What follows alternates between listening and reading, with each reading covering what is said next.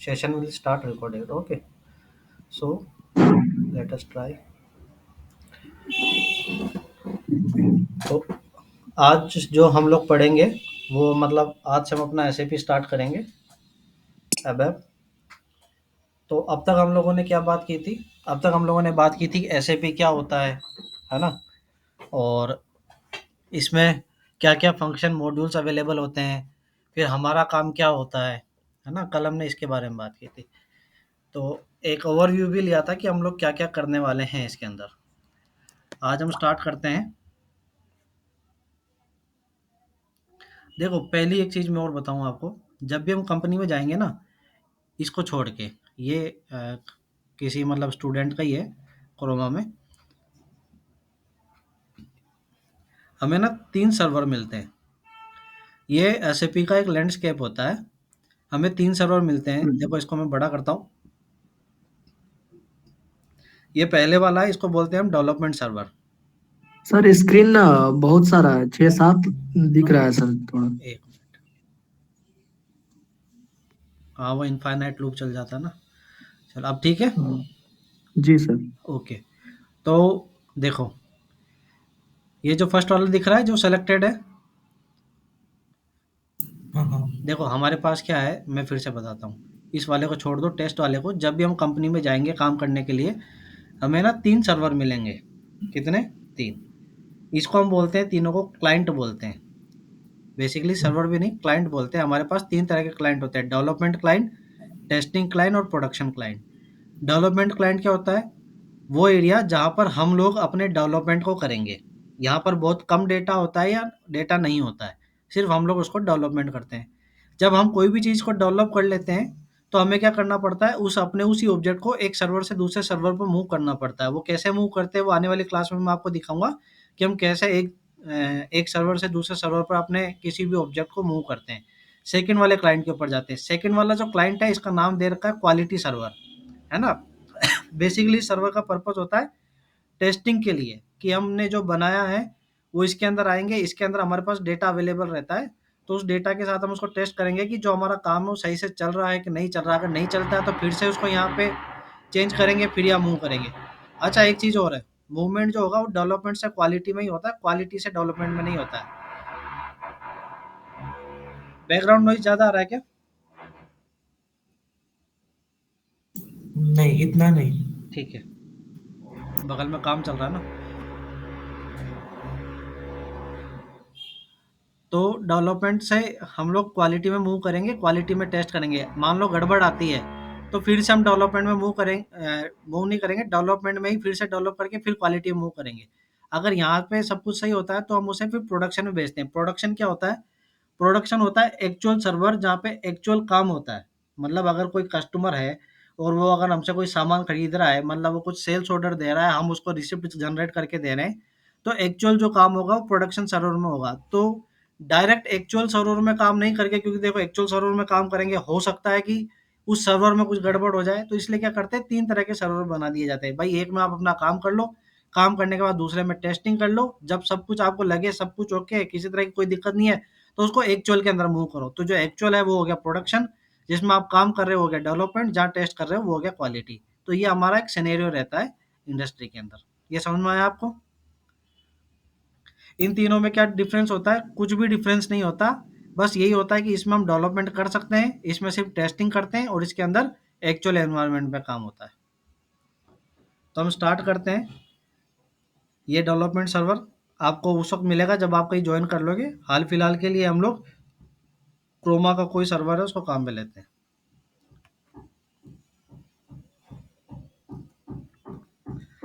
ये एसएपी का launch pad इसे हम बोलते हैं। This is ECC server. इस तरह से इसका आइकन होता है, ये वाला। ये सॉफ्टवेयर हम वेबसाइट मतलब इंटरनेट से डाउनलोड कर सकते हैं, लेकिन इसके अंदर यहाँ पर जो ये होते हैं, इन्हें हम बोलते हैं अपने सर्वर्स। ये इनकी जो डिटेल होती है, ये डिटेल आपको कहीं ना कहीं से लेनी पड़ती है। कहाँ से लेंगे? अगर आपके पास जैसे दिग्विजय ने क्रोमा ज्वाइन कर रखा है, तो क्रोमा से इसको मिल जाएगा।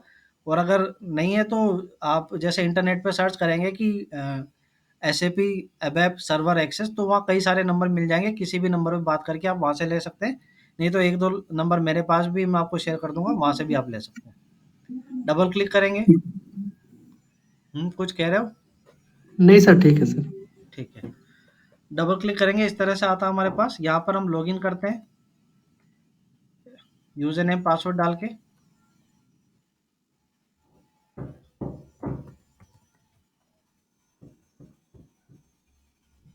ये लॉगिन हो गया। ये वो एरिया है जहाँ पर हम अपना टी कोड डालते हैं। ट्रांजैक्शन कोड उसका फुल फॉर्म होता है। शॉर्ट में हम उसको बोलेंगे टी कोड। तो आज हम जो सीखने वाले हैं वो हम ये सीखेंगे कि सबसे पहले डेटाबेस के अंदर हम लोग किस तरह से एक टेबल बनाते हैं।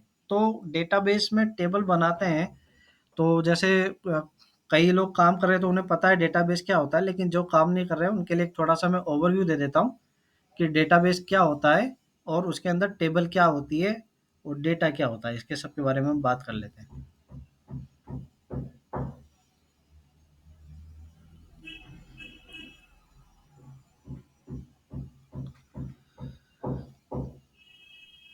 ठीक है।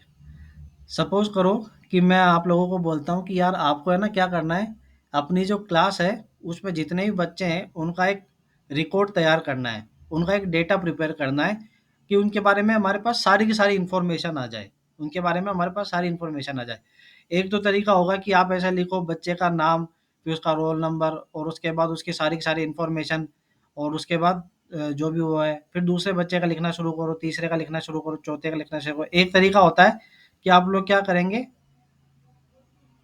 एक टेबल बना लें। टेबल क्या होती है? टेबल वो होती है जिसमें रो एंड कॉलम होते हैं। ये हो गया कॉलम, ये हो गया कॉलम, ये एक और कॉलम, ये एक और कॉलम।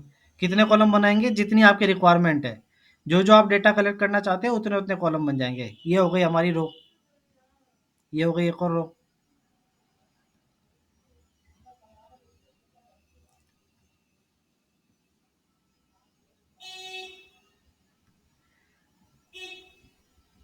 चलो, तो जैसे कि मैं क्या करता हूँ, मैं ये बना लेता हूँ कि भाई मैं बच्चों का डेटा इस तरह से लूँगा कि मैं सबसे पहले एक बच्चे का उसका नेम ले लूँगा,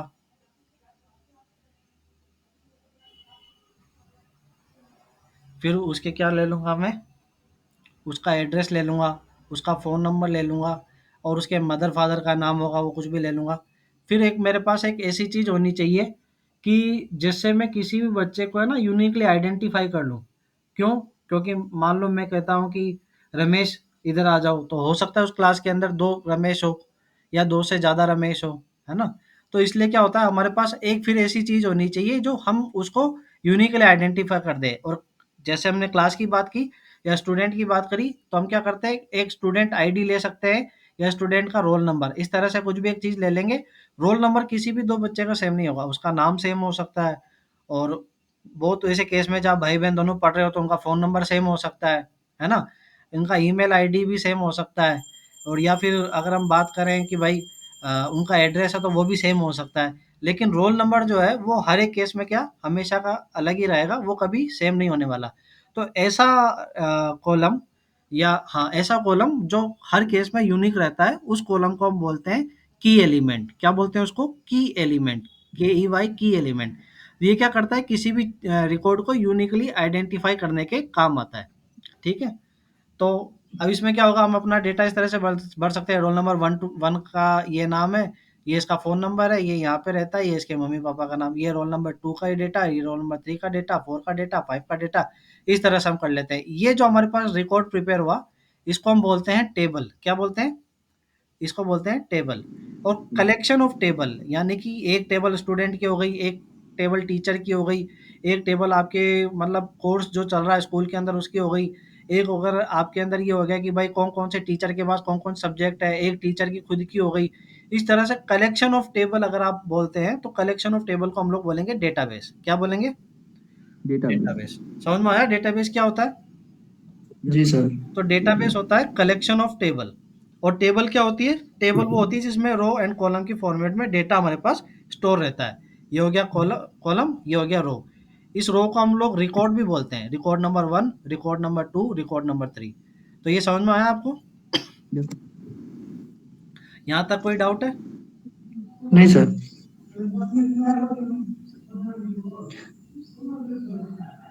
यहाँ तक क्लियर है? टेबल क्या होती है, डेटा बेस क्या होता है हमारे पास? Yes sir. चलो, यस।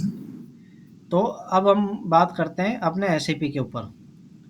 अब एसएपी में क्या होता है कि हमारे पास एक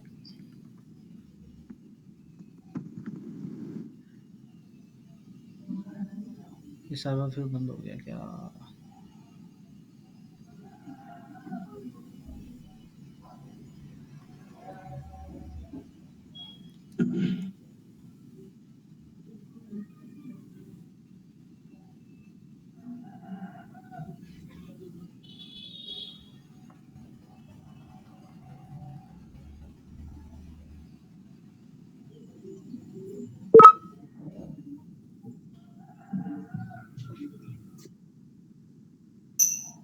सर यहाँ क्लाइंट जो है सर वो क्या है 800?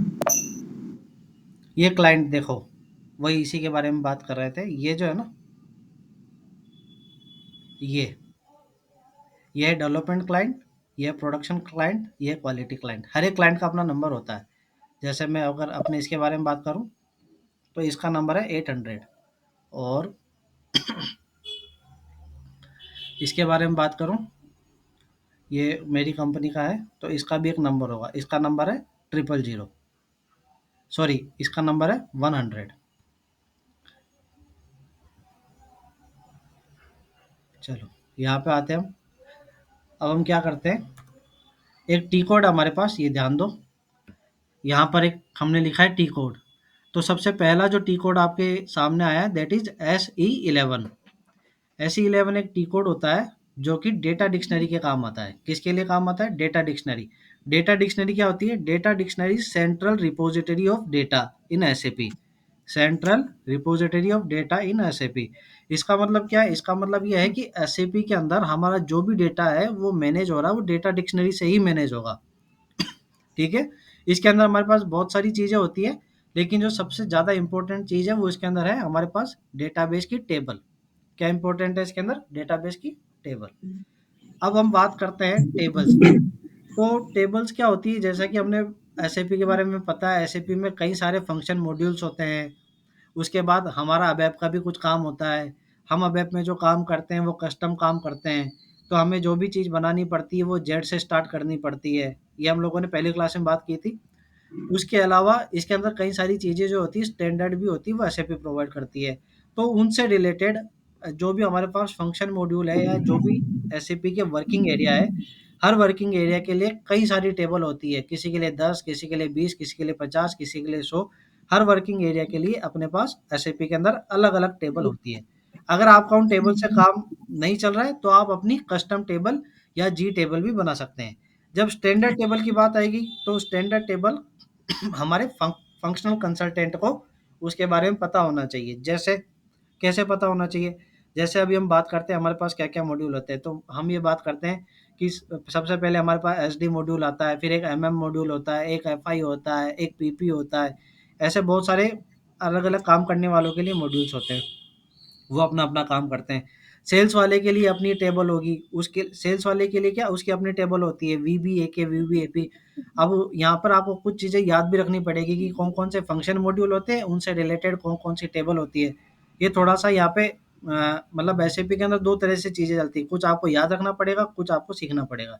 तो यो याद रखने वाली बात वो ये है कि एसएपी के अंदर कई सारे मॉड्यूल्स होते हैं, और जो उनमें से मेन मॉड्यूल होते हैं वो है एसडी, एमएम और एफआई। और इन तीनों की जो टेबल्स हैं वो हम लोगों को पता होनी चाहिए। जैसे-जैसे कोर्स में टेबल आती जाएगी मैं आपको बताता जाऊँगा, और आपको वो नोट करके रखनी है अपने पास, ठीक है? तो सबसे पहले मैं आपको एक टेबल बताता हूँ, दैट इज़ वीबीएके। वीबीएके एक टेबल है जो कि एसडी मॉड्यूल के अंदर सेल्स से रिलेटेड है। ये ऑलरेडी, अच्छा एक चीज़ और ध्यान देने वाली बात है, इसका नाम है ना वी से स्टार्ट हो रहा है। तो इसका नाम जब वी से स्टार्ट हो रहा है, इसका मतलब क्या है? इसका मतलब ये है कि एक स्टैंडर्ड टेबल है। अगर ये कस्टम टेबल होती तो इसका नाम जेड से स्टार्ट होता है, और हम इसको वाई से सर? हाँ, जेड और वाई दोनों से हो सकता है। दोनों अब दोनों से ना सर? ठीक। लेकिन मतलब अधिकतर हम लोग जो काम में लेते हैं वो जेड से ही लेते हैं। वाई से बहुत कम ओके या सर। ना के बराबर लेते हैं। ठीक है? जी जी, यानी दोनों रिजर्व नहीं है ना सर, ये दोनों से यूज किया जा सकता है? हाँ, ये दोनों यूज़ किया जा सकता है, लेकिन हमारे को जो काम में लेना है ना वो जेड से ही लेना है। Okay sir. ठीक है? वाई वाई से काम में नहीं लेना, कोई लेता ही नहीं है इंडस्ट्री के अंदर काम में। अधिकतर लोग ओके जेड सर। से ही लेते हैं, और उसको हम जेड भी नहीं बोलेंगे, अब से एसएपी के अंदर इसको बोलेंगे जी। जी। ठीक है? जी।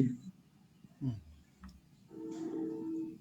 चलो, तो अगर ये जी से स्टार्ट होती तो ये हमारी कस्टम टेबल होती, लेकिन ये जी से स्टार्ट नहीं हो रही, इट मीन्स क्या है, ये स्टैंडर्ड टेबल है। अब डिस्प्ले, चेंज और क्रिएट, ये स्टैंडर्ड टेबल है, तो इसमें चेंज और क्रिएट तो हम कर नहीं सकते।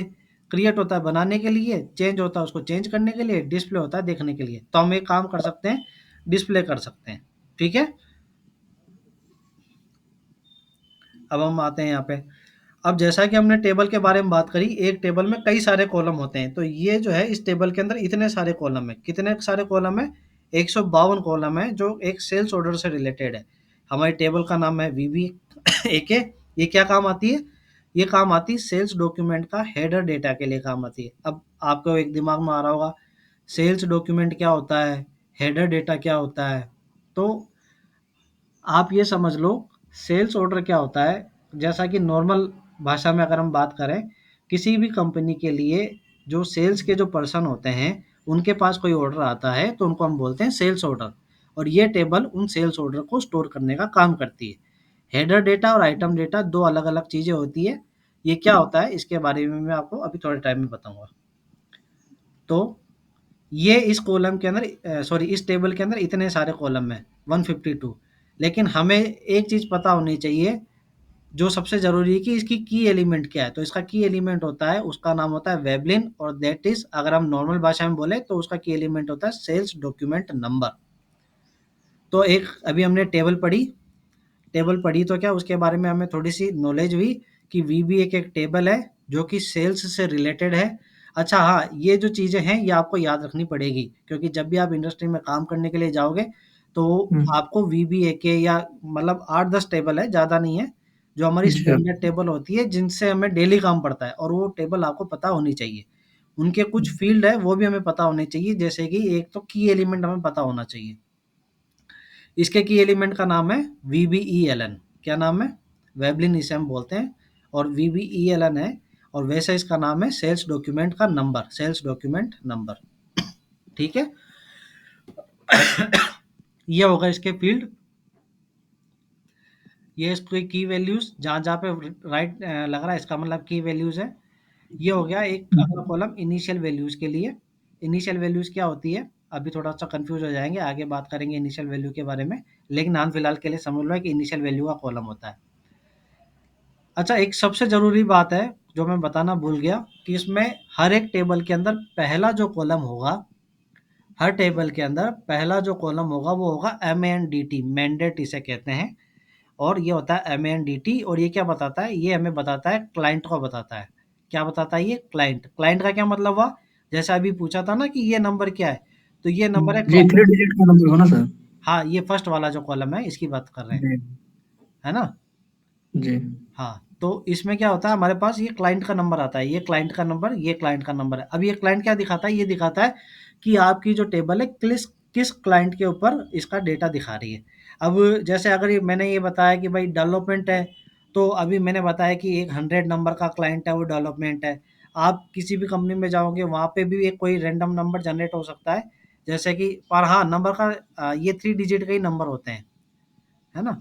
तो वो क्लाइंट दिखाता है। अगर आप ये टेस्टिंग में खोलेंगे हम, तो टेस्टिंग के लिए यहाँ पे कुछ अलग क्लाइंट आ जाएगा। प्रोडक्शन में खोलेंगे तो प्रोडक्शन के लिए अलग क्लाइंट आ जाएगा। ये क्लाइंट कैसे पता चलेगा? क्लाइंट पता करना हमारा काम नहीं है। हमारे को तो बस ये इस टेबल से रिलेटेड होना चाहिए। क्लाइंट को नंबर देने का काम है ना, बेसिस वाले करते हैं। BASIS, basis person. बेसिस क्या होते हैं? बेसिस वो पर्सन होते हैं, जैसे कि अगर हम नेटवर्क की बात करें तो नेटवर्क में होते हैं नेटवर्क एडमिनिस्ट्रेटर, है ना? वैसे ही बेसिस क्या काम करते हैं, एसएपी में एडमिनिस्ट्रेटर का काम करते हैं। उनको पता होता है कि किस यूज़र का क्या एक्सेस है, वो किस-किस चीज़ को एक्सेस कर सकता है, किसको एक्सेस नहीं कर सकता है। अगर हमें किसी को एक्सेस करना है तो हम बेसिस वाले को बोलेंगे भैया मुझे इसका एक्सेस दो, मुझे काम में लेना है, तो वो एक्सेस देगा। यूज़र नेम, पासवर्ड जनरेट करना, या और भी कई तरह के काम होते हैं। ऑब्जेक्ट को एक क्लाइंट से दूसरे क्लाइंट में मूव करना, प्रोडक्शन में लेके जाना। तो वो वाले काम कुल मिला के एडमिनिस्ट्रेशन वाले जो काम होते हैं, जैसे नेटवर्क एडमिनिस्ट्रेटर का होता है, वैसे ही एसएपी के अंदर एडमिनिस्ट्रेशन का काम बेसिस वाले करते हैं, और ये जो क्लाइंट को नंबर जनरेट है ये बेसिस वाले करवा के ऑलरेडी कॉन्फ़िगर करके रखते हैं।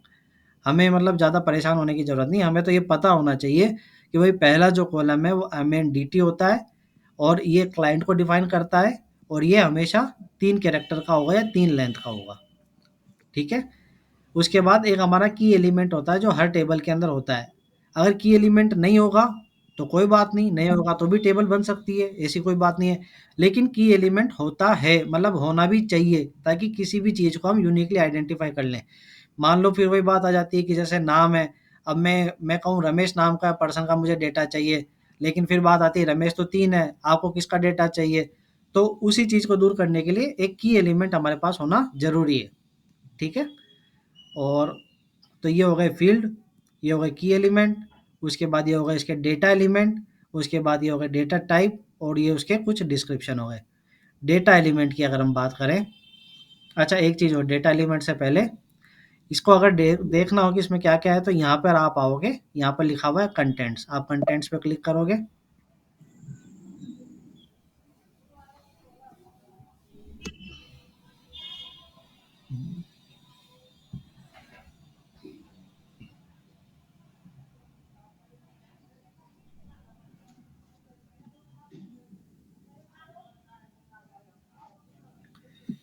दिग्विजय, तुम्हारे साथ भी ये दिक्कत आती है क्या? ये क्रोमा के सर्वर में बंद हो जाता है क्या? हाँ, उनकी स्क्रीन टाइमिंग कम है तो वो बढ़ानी पड़ेगी। वो बाय डिफ़ॉल्ट रहती है ना, थोड़ी कम होती है उसमें।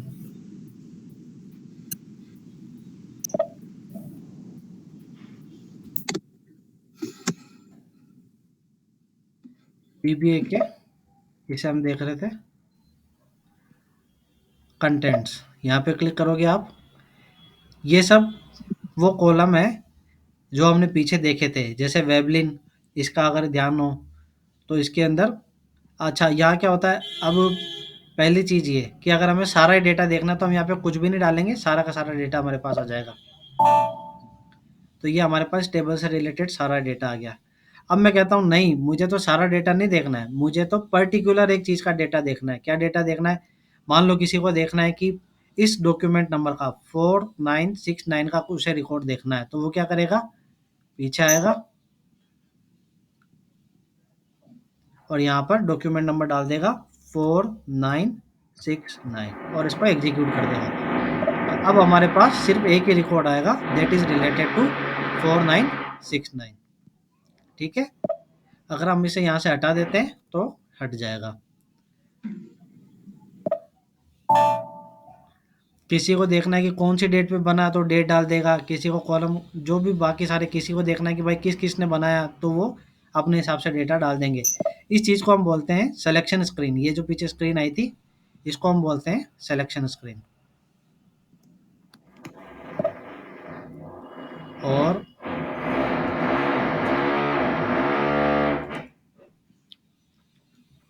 अब हम बात करते हैं डेटा एलिमेंट की। अब हमारे पास दो चीज़ें आएगी, एक होती है डेटा एलिमेंट, एक होता है उसका डोमेन। पहली चीज़ हमें पता चल गई, पहली चीज़ है कॉलम, दूसरी चीज़ हमारे पास आती है वो है डेटा एलिमेंट, और तीसरी हमारे पास आएगी वो है डोमेन।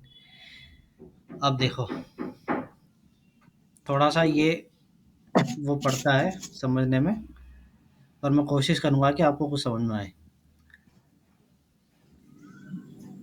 जैसे मान लो इसी के बारे में बात करते हैं, तो यहाँ पर एक हेडिंग आ रही है नेम, और मैंने बात करी कि हर एक कॉलम में क्या होगा, उसका डेटा एलिमेंट होगा,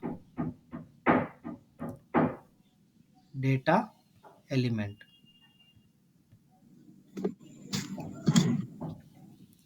data element defines semantic information of any field और कॉलम। किसी भी कॉलम की सिमेंटिक इंफॉर्मेशन को डिफाइन करता है। अब सिमेंटिक इंफॉर्मेशन से क्या मतलब हुआ? सिमेंटिक इंफॉर्मेशन से ये मतलब हुआ कि जैसे उस फील्ड की क्या हेडिंग होगी या उसकी डिस्प्ले लेंथ कितनी होगी, तो ये सब चीज़ें हमारी डेटा एलिमेंट डिफाइन करता है। तो हमारे पास एक हो गया फील्ड, जो कि एक बड़ा पार्ट हो गया, उसके अंदर हमारे को क्या डिफाइन करना पड़ता है? एक डेटा एलिमेंट डिफाइन करना पड़ता है। उस डेटा एलिमेंट के अंदर हमें एक चीज़ और डिफाइन करनी पड़ती है, उसे हम बोलते हैं डोमेन। इसके अंदर एक चीज़ और हमें डिफाइन करनी पड़ेगी, उसको हम बोलेंगे डोमेन। पहली चीज़ हो गई हमारे पास फील्ड, खुद, सेकंड हमारे पास हो गया उसका डेटा एलिमेंट, और तीसरा हमारे पास हो गया डोमेन। अब ये डोमेन क्या होता है? डोमेन ऐसे होता है, जैसे इसको ऐसे समझेंगे कि डोमेन हमें डेटा टाइप डिफाइन करता है। डेटा टाइप क्या होता है? मैंने आपको डेटा टाइप पढ़ने के लिए बोला था, कुछ आइडिया लिया आपने अविनाश और मिंटू डेटा टाइप यस का? सर, वही कैरेक्टर वगैरह होता है, कैरेक्टर, इंटीजर्स, नाम, फ्लोटिंग पॉइंट्स, ये ठीक सारे। है। देखो, हाँ, बिल्कुल सही बात है, यही होता है डेटा टाइप। जैसे हमें जिस तरह का डेटा स्टोर करना है, उस तरह का डेटा हमें पता होना चाहिए। फॉर एग्ज़ाम्पल अगर हम इसकी बात करें तो ये रोल नंबर है, तो रोल नंबर में 0 से लेकर 9 तक के बीच में ही कोई नंबर आएगा। मान लो 100 आता है, 1 200 आता है, 300 आता है, 1001 आता है, तो 0 से लेकर 9 तक के बीच में ही कोई डिजिट आएगी। तो इस तरह का जो डेटा हमारे पास होता है, उसको हम बोलते हैं इंटीजर डेटा या इंटीजर नंबर्स। क्या बोलते हैं? Integer numbers. अब हम बात करते हैं नेम की, तो नेम के अंदर स्मॉल ए से लेकर जेड तक या कैपिटल ए से लेकर जेड तक के डेटा हमारे पास आते हैं। अच्छा, इनको हम बोलते हैं स्ट्रिंग, STRING, स्ट्रिंग। अगर हम सिंपल एक कैरेक्टर की बात करें, यानी कि जैसे मान लो किसी का नाम है रमेश, तो RAMESH, 6 इसके अंदर हो गए हमारे पास कैरेक्टर। 6 कैरेक्टर का डेटा वो हो गया स्ट्रिंग। अगर हम बात करें सिर्फ एक कैरेक्टर, कैरेक्टर जो होता है, अगर कोई पूछे कैरेक्टर क्या होता है, तो डेटा टाइप में कैरेक्टर होता है सिर्फ एक, उसका यू कैन से अल्फ़ाबेट, मतलब एक ही उसके अंदर एलिमेंट आएगा। जैसे अगर रमेश की बात करें तो इसमें कैरेक्टर सिर्फ आर हो गया, एक ही उसकी लेंथ होती है। लेकिन जब कैरेक्टर एक से ज़्यादा लेंथ का होता है, जैसे कि 2 लेंथ का या 5 लेंथ का या 10 लेंथ का या 30 लेंथ का, तो उसको हम बोलते हैं स्ट्रिंग, STRING, स्ट्रिंग। तो कैरेक्टर और स्ट्रिंग में क्या डिफरेंस होता है? कैरेक्टर और स्ट्रिंग के अंदर एक ही डिफरेंस होता है, कैरेक्टर की लेंथ होती है सिर्फ 1 एलिमेंट, उसके अंदर एक ही मतलब कैरेक्टर आ सकता है, जैसे नाम से पता चल रहा है ना, कैरेक्टर। और कलेक्शन ऑफ कैरेक्टर, यानी कि 2 या 2 से ज़्यादा जो कैरेक्टर होते हैं, उनको हम बोल सकते हैं स्ट्रिंग। ठीक बात है? यस। तो यहाँ पर हमारे पास किस तरह का डेटा आएगा? यहाँ पे हमारे पास कैरेक्टर्स टाइप का डेटा आएगा, CHAR, कैरेक्टर टाइप का डेटा आएगा। और यहाँ पर किस तरह का डेटा आएगा? यहाँ पर हमारे पास इंटीजर तरह का टाइप का डेटा आएगा। एसएपी के अंदर इसको कई बार न्यूमेरिक डेटा भी कहते हैं। एक चीज़ और होती है हमारे पास, मान लो किसी में अगर डेसिमल, मान लो किसी को अमाउंट स्टोर करनी है, अमाउंट स्टोर हम्म, करनी है तो ज़रूरी थोड़ी है अमाउंट कंप्लीट हो, वो डेसिमल फॉर्मेट में भी हो सकती है, तो उसके लिए फ्लोट हमारे लगेगा। पास डेसिमल टाइप का फ्लोट। डेटा आएगा। अच्छा। ठीक है? और जैसे मान लो अगला कॉलम हमारे पास होता है एड्रेस, या अगला एक कॉलम हमारे पास ईमेल एड्रेस, तो ईमेल एड्रेस के अंदर स्पेशल कैरेक्टर भी आता है, @ आता है ना ईमेल के अंदर, फिर एक डॉट भी आता है। ये जो ये हो गया, @ हो गया या डॉट हो गया, इनको हम बोलते हैं स्पेशल कैरेक्टर। और ये जो होगा ये हो गया कैरेक्टर। लेकिन इसका भी डेटा टाइप किस तरह का होगा? इसका भी जो डेटा टाइप होगा वो कैरेक्टर टाइप का ही होगा। अब यहाँ पे एक ध्यान देने वाली बात ये है कि एसएपी के अंदर हमारे पास इतनी फ्लेक्सिबिलिटी है कि ये जो कैरेक्टर टाइप का डेटा है, ये कैरेक्टर जो है कैर, ये किसी भी तरह का डेटा को स्टोर कर सकता है। मतलब अगर आप इसके अंदर 1 2 3 4 डालोगे तो भी इसके अंदर ले लेगा, क्योंकि ये उसको कैरेक्टर समझेगा। अगर आप इसके अंदर ABCD डालोगे तो वो भी ले लेगा। अगर आप इसके अंदर स्पेशल कैरेक्टर का डेटा डालोगे तो वो भी ले लेगा। तो कैरेक्टर जो है एसएपी के अंदर इतनी फ्लेक्सिबिलिटी बना रखी है। कैरेक्टर एक तो सिंगल हो गया कैरेक्टर, या फिर स्ट्रिंग की हम बात करें तो उसके अंदर आप नंबर भी स्टोर कर सकते हो, उसके अंदर आप नॉर्मल नेम कुछ और स्टोर करना है तो वो भी कर सकते हो, कोई डिजिट स्टोर करनी है तो वो भी कर सकते हो, या अगर आपको स्पेशल कैरेक्टर स्टोर करना है तो वो भी आप इसके अंदर कर सकते हो। तो बेसिकली हमें 3 तरह के डेटा आज पता चले, एक तो हो गया इंटीजर जिसमें नंबर्स आते हैं, एक हमारे पास हो गया कैरेक्टर जो एक सिंगल उसकी लेंथ होगी कैरेक्टर की, दूसरा हमारे पास हो गया कि जब 2 या 2 से ज़्यादा कैरेक्टर हो तो उसे हम बोलते हैं स्ट्रिंग, और तीसरा हमारे पास ये हो गया न्यूमेरिक डेटा, सॉरी डेसिमल का डेटा हो गया। एक एसएपी के अंदर जो सबसे ज़रूरी डेटा वो है डेट टाइप का, DAT, डेट। उसका जो डेटा टाइप होता है वो होता है DATS टाइप का। अगर मान लो आपको स्टोर करनी है डेट, क्या स्टोर करनी है? डेट। तो उसका जो डेटा टाइप हमारे पास होता है वो होता है DATS टाइप का। ये क्या करता है? डेट की फॉर्मेट में डेटा स्टोर करता है। डेट कैसे स्टोर करता है? बाय डिफ़ॉल्ट एसएपी के अंदर जो डेट स्टोर होती है वो इस फॉर्मेट में होती है, वाई वाई वाई वाई, 4 बार वाई, फिर 2 कैरेक्टर एम, फिर 2 कैरेक्टर डी। तो अगर कोई पूछे इंटरव्यू के टाइम कि जो डेट हमारा डेटा टाइप होता है, डेट टाइप का डेटा टाइप डेट्स डेटस जिसे कहते हैं, DATS डेटस, या डेट्स भी आप कह सकते हो, उसकी लेंथ कितनी होती है? तो उसकी लेंथ कितनी हो गई? 4, 2 और 2, टोटल उसकी लेंथ होती है 8 कैरेक्टर की। कितने कैरेक्टर की? 8 कैरेक्टर की लेंथ होती है। अच्छा, एक चीज़ और है, आप है ना कई बार देखोगे कि जब आप डेट एंटर कर रहे हो, आप इस फॉर्मेट में कर सकते हो, 04.02.2023, यानी कि 2 अप्रैल, सॉरी इसमें गलत आ गया, 02.04.2023, यानी कि 2 अप्रैल 2023। लेकिन इंटरनली अगर वो कन्वर्ट होगा, एसएपी क्या करता है, दो तरह का डेटा रखता है। एक चीज़ और ये ध्यान देने वाली बात है, दो तरह का डेटा रखता है, एक जो आपको दिखता है और एक जो एक्चुअल में स्टोर होता है। ये भी बहुत मतलब अभी हम जैसे जैसे काम करेंगे ना तो आपको पता चलेगा। दो तरह का होता है, एक तो जो एक्चुअल में हमें दिखता है और एक जो स्टोर रखता है।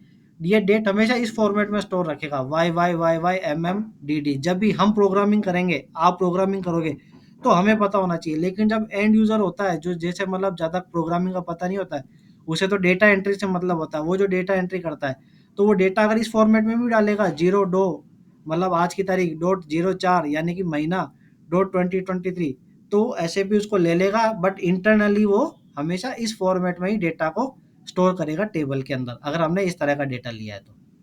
ठीक है, तो हमें क्या पता चला, डेटा टाइप क्या होता है? डेटा टाइप हमें ये बताता है कि किस तरह का डेटा हमें स्टोर करना है। अगर हमें नंबर करना है तो इंटीजर, अगर हमें सिंगल कैरेक्टर करना है, जैसे मेल के लिए एम, फीमेल के लिए एफ, तो सिंगल कैरेक्टर हो गया। अगर आपको नेम करना है तो उसके लिए आप कैरेक्टर और उसकी लेंथ 30 कर सकते हैं कि 30 लेंथ तक का मेरे पास कोई कैरेक्टर होना चाहिए, या अल्टरनेटिवली हम उसे स्ट्रिंग भी बोलते हैं। और अगर स्पेशल कैरेक्टर है तो भी वो कैरेक्टर के अंदर यानी कि स्ट्रिंग के अंदर सेव हो जाएगा। और फिर एक हमने पढ़ा कि भाई एक डेट टाइप का होता है, DATS, और वो हमेशा Y Y Y Y, year year year year, month month और डेट, यानी कि अगर जैसे आज की तारीख की बात करें, तो आज की तारीख का डेटा इसमें कैसे स्टोर होगा? आज की तारीख का डेटा होगा इसमें स्टोर्ड 2023/04/02। सबसे लास्ट में आ जाएगी डेट, बीच में आ जाएगा मंथ 04, और उसके बाद सबसे पहले आ जाएगा ईयर, 2023। ठीक है, तो ये हो गया हमारा डेटा टाइप। अब हम बात करते हैं एसएपी के अंदर यहाँ पे। अच्छा, कोई एक होता है तो मैं आपको दिखाता हूँ, ये देखो, ये दिख रहा है, ये डेट टाइप का डेटा। क्या नाम आ रहा है इसका? Date on which record was created, और इसकी लेंथ कितनी है? 8 लेंथ है इसकी। डेसिमल कोई प्लेस इसके अंदर होगा नहीं, तो इसलिए इसकी लेंथ हो गई 8। तो ये समझ में आया 8 लेंथ कैसे बनती है इसके अंदर? Y Y Y Y, M M और डी डी वाले फॉर्मेट में इसकी लेंथ हमेशा कितनी रहेगी? 8। ठीक है, एक होता है ये कैरेक्टर, ये 12 लेंथ का कैरेक्टर है। जब कैरेक्टर एक से ज़्यादा लेंथ का होता है तो उसे हम बोलते हैं स्ट्रिंग, और ये कैरेक्टर है 12 लेंथ का। ये कैरेक्टर है 1 लेंथ का। बाकी अधिकतर आप डेटा देखोगे तो कैरेक्टर की फॉर्मेट में होता है। और वो क्यों होता है कैरेक्टर की फॉर्मेट में? क्योंकि कैरेक्टर जो है वो एसएपी ने इतना फ्लेक्सिबल बना रखा है कि उसमें हर तरह का डेटा स्टोर हो सकता है। ठीक है, अगर आप उसमें डेट भी डालोगे तो डेट भी स्टोर कर लेगा। ये कैरेक्टर की एक उसकी स्ट्रिंग की एक खास बात है एसएपी के अंदर। और जैसे कि स्ट्रक्चर जैसा ना सर, स्ट्रक्चर में हम लोग सब तरह का लेते हैं, इंटीजर देखो, और स्ट्रक्चर अलग है, स्ट्रक्चर बहुत ही अलग है। स्ट्रक्चर के अंदर अलग अलग पार्ट होते हैं। मैं अच्छा समझ रहा हूँ आप ऐसे मतलब स्ट्रक्चर, एसएपी की वो स्ट्रक्चर की बात कर रहे हो कि सी के स्ट्रक्चर की बात कर रहे हो? मेरे सी के स्ट्रक्चर का बात कर रहे हैं सर, हाँ जिसमें इंटीजर और कैरेक्टर सब रहते हैं उसमें, हाँ हाँ, तो लेकिन फ्लोटिंग उसके वगैरह सब। अलग अलग पार्ट बनाने पड़ते हैं ना अच्छा भाई। जैसे अगर सी का भी स्ट्रिंग स्ट्रक्चर होगा, तो उसमें अलग अलग होगा। कोई एक फॉर्मेट होगा जो इंटीजर स्टोर करेगा, कोई एक दूसरा वेरिएबल, कलेक्शन ऑफ वेरिएबल बोलते हैं ना स्ट्रक्चर को तो इंग्लिश जी में। जी हाँ, सी के यूजर अंदर, डिफाइंड डेटाबेस ना जी। हाँ, वो यूजर डिफाइंड डेटाबेस है। वो हम्म। कलेक्शन ऑफ फील्ड हो गया, है ना। अभी हम ओके सिंगल ओके फील्ड की बात कर रहे हैं, जी। है ना। जैसे कलेक्शन ऑफ फील्ड अभी एसएपी में भी आएगा अपने पास, उसके बिना तो काम ही नहीं होगा। लेकिन अभी मैं अच्छा बात कर रहा हूँ सिंगल फील्ड की। ठीक है जैसे सर। एसएपी में भी तो हमारे पास होता है array of character, array of character ही बोलते हैं ना स्ट्रिंग को, सॉरी सी के अंदर मैं एसएपी बोल रहा हूँ। सी लैंग्वेज में जहाँ तक मुझे ध्यान है स्ट्रिंग को एरे ऑफ कैरेक्टर बोलते हैं ना, कि बहुत सारे कैरेक्टर का एरे बन जाता है उसके अंदर, है ना? ऐसे ही कुछ होता है उसमें। हाँ एरे, जी जी एरे। समझ रहे हो ना? तो हाँ, बहुत, हाँ बहुत सारे जो क्या बोलते हैं इंटीजर को कलेक्ट करता है सर उसमें, हाँ, जो हम इंटीजर। लोग का प्री डिफाइंड होता है पहले से वो सब। हुँ। जी। ठीक है, यहाँ पर मैं इंडिविजुअल डेटा टाइप की बात कर रहे हैं। तो इंडिविजुअल डेटा टाइप क्या हो गया? इंटीजर हो गया, इंटीजर के लिए उसके लिए जो फ्लोटिंग वाला या जो पॉइंट वाला होता है उसके लिए हो गया डेसिमल या type G. P, P for decimal. फिर हम बात करते हैं डेट के लिए हो गया DATS, जो कि वाई वाई हम्म, वाई वाई और फिर और फिर DD की फॉर्मेट MM में और डिस्प्ले JD। करेगा, है ना? और फिर एक जी। हमने पढ़ा कैरेक्टर, और उसकी लेंथ हमें डिफाइन करनी पड़ेगी, कितने लेंथ का इसमें डेटा ले लेगा। हम्म, हाँ, तो हम मेन बात कर रहे थे, वो बात करना तो हम भूल ही गए, डेटा एलिमेंट और डोमेन। डोमेन जी। तो डेटा एलिमेंट तो मैंने आपको बताया कि सिमेंटिक इंफॉर्मेशन, जैसे कि अगर फील्ड हो गया तो उसके ऊपर फील्ड के ऊपर क्या नाम लिखा आता है वो सिमेंटिक इंफॉर्मेशन डेटा एलिमेंट बताएगा। और डोमेन क्या बताएगा? डोमेन हमें बताएगा एक्चुअल डेटा टाइप क्या है, एक्चुअल डेटा टाइप क्या है, कैरेक्टर टाइप का है, इंटीजर टाइप का है, या किसी और टाइप का है, डेसिमल टाइप का है, तो वो हमें बताएगा डोमेन। ठीक है, अब हम बात करते हैं आगे SE11 के अंदर। तो एक आपने देखी स्टैंडर्ड टेबल, स्टैंडर्ड टेबल का हमने ओवरव्यू लिया, उसमें कॉलम होते हैं, फिर डेटा एलिमेंट हमने देखे, उसके बाद कुछ डेटा टाइप उसने बता रखे थे क्या क्या है, एक लास्ट में डिस्क्रिप्शन था, फिर हमने एक जगह पे क्लिक किया कंटेंट वाले पे, उससे हमारे पास सारा का सारा डेटा आ गया, है ना? अब हम क्या करते हैं, अपनी एक टेबल बना के देखते हैं। भाई अब एसएपी ने स्टैंडर्ड टेबल तो दे रखी है, अब हम क्या करेंगे, अपनी एक टेबल बना के देखेंगे। तो अपनी जो भी टेबल बनाएंगे उसका नाम हमेशा जी से स्टार्ट करते हैं। ठीक है, तो मैं एक नाम दे देता हूँ, जी टेस्ट अंडरस्कोर 123। अगर ये ऑलरेडी बनी हुई होगी तो डिस्प्ले में आ जाएगी, और अगर बनी हुई नहीं है तो चेंज भी नहीं हो सकती। तो हमें इसको क्रिएट करना पड़ेगा, मतलब हमें क्लिक करना पड़ेगा क्रिएट पे। इसको बनाने के लिए हम क्या करेंगे, क्रिएट पे क्लिक करेंगे, क्रिएट पे क्लिक कर देते हैं, या हमें शॉर्ट डिस्क्रिप्शन देना पड़ेगा। एक बार मैं आपको टेबल बना के बताता हूँ, थोड़ा बहुत जो हमने पढ़ा है उससे रिलेट करने की कोशिश करना। टेबल बनाने के बाद हम फिर से एक बार और रिवाइज करेंगे, तब आपको लगभग क्लियर हो जाना चाहिए।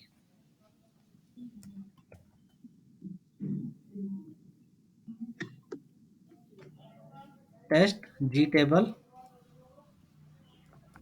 For class.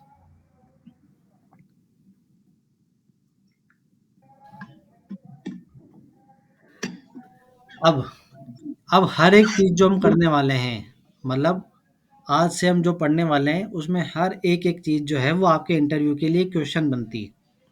पहला क्वेश्चन हो गया कि डेटा डिक्शनरी क्या होती है, सेकंड क्वेश्चन हो गया कि उसके अंदर डेटा एलिमेंट क्या होता है, थर्ड क्वेश्चन हो गया कि की से क्या मतलब है, चौथा क्वेश्चन हो गया कि डोमेन से क्या मतलब है। तो जैसा कि मैंने आपको बताया था कल की क्लास में कि भाई ये थ्योरेटिकल चीज़ें, हमने प्रैक्टिकल देख अभी और देखेंगे प्रैक्टिकल, थ्योरेटिकल इसके बारे में आपको इंटरनेट से पढ़ना पड़ेगा ज़्यादा जानकारी के लिए। अब हमारे पास यहाँ पर एक आता है डिलीवरी क्लास। अच्छा, एक चीज़ और है, जब भी एसएपी में इस तरह का एक बॉक्स हमें दिखेगा, वो हमें जैसे कि अभी मैं अगर आपसे पूछूं कि भाई यहाँ पे क्या वैल्यू डालनी, तो आप कहोगे यार हमें क्या पता। ऐसे ही एंड यूज़र को भी नहीं पता होता है, आप तो डेवलपर हो, आप एंड यूज़र के लिए बनाओगे, जो इसे यूज़ करेगा उसे भी नहीं पता। तो यहाँ पर जब भी बॉक्स आ जाएगा, इसको हम बोलेंगे इनपुट हेल्प। इनपुट हेल्प यानी कि इनपुट करने के लिए कुछ हेल्प चाहिए, तो हम इसके ऊपर क्लिक करेंगे, वहाँ से हमें इनपुट हेल्प मिलेगी। हाल फिलहाल के लिए तो मतलब थोड़ा आइडिया देने के लिए बता देता हूँ, इस पर क्लिक करो तो ऐसे एक इनपुट हेल्प आ जाती है। और हम डेवलपर है तो हमें पता होना चाहिए कि यहाँ पे क्या आता है। यहाँ पे आता है, या तो आपका ए आएगा, या सी आएगा, या एल आएगा, या जी आएगा, या एस आएगा, या डब्ल्यू आएगा। ACLGSW, ये वैल्यूज इसके अंदर आ सकती है। हम कौन सी भरेंगे? हम हमेशा भरेंगे इसके अंदर ए। क्यों भरेंगे? क्योंकि ए डिफाइन करता है कि ये टेबल जो है वो एप्लीकेशन से रिलेटेड है। सी क्या होता है? सी होता है कस्टमाइजिंग के लिए, किसी भी मतलब कस्टम कुछ हमें करना हो तो कस्टमाइजिंग के लिए होता है, हम उसके ऊपर अभी काम नहीं करेंगे। हम अपने एप्लीकेशन के लिए बनाने वाले हैं, तो हम जब भी एसएपी में बनाते हैं तो हम यही काम में लेते हैं 99% सिनेरियो में। कुछ एक आधा परसेंट कुछ ऐसा हो जाए तो हमें कुछ और लेना पड़ता है, तो वो भी हमें कोई मतलब फंक्शनल कंसल्टेंट होता है, वो बता देता है कि यहाँ पे इस तरह से करना है। हम क्या करेंगे, हमेशा इसके अंदर ए रखेंगे, लेकिन हमें पता होना चाहिए क्या क्या वैल्यूज आ सकती है। इसमें ए आ सकता है, सी आ सकता है, एल आ सकता है, जी और एस और डब्ल्यू आ सकता है। ए होता है एप्लीकेशन, सी होता है कस्टमाइजिंग, एल होता है लोकल के लिए, जी एस डब्ल्यू होता है एसएपी अपने खुद के लिए उसने उसको रिजर्व करके रखा हुआ है। और हम क्या भरेंगे इसके अंदर, ए भरेंगे फॉर एप्लीकेशन। यहाँ पर फिर एक क्वेश्चन और आता है, डिलीवरी क्लास क्या होती है। डिलीवरी क्लास ये डिफाइन करती है कि किस तरह का डेटा हम इसके अंदर स्टोर करने वाले हैं।